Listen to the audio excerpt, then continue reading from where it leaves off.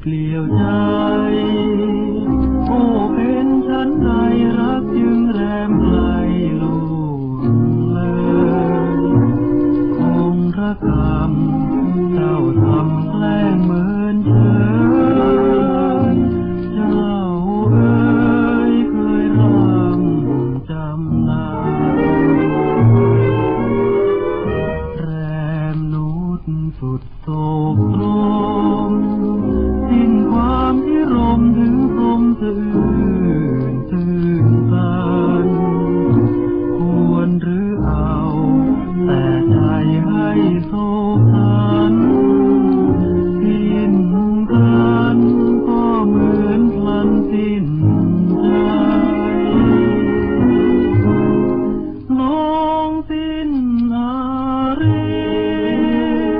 ก็เหมือนดังที่สิ้นอาลัยเมื่อยามน้องสิ้นเยื่อใยที่คอยสิ้น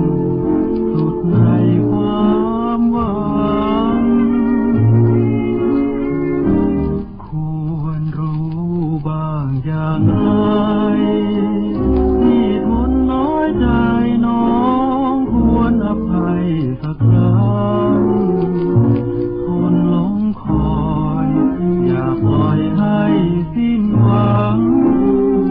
อ้อมแขนที่นั้นยังอาคอย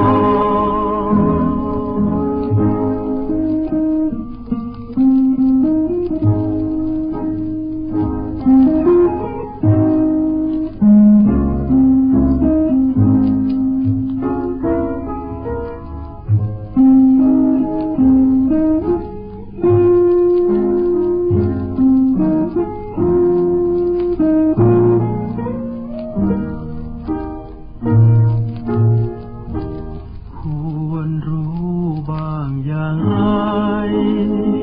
ที่ทนน้อยใจน้องควรอภัยสักครั้งทนหลงคอยอย่าปล่อยให้สิ้น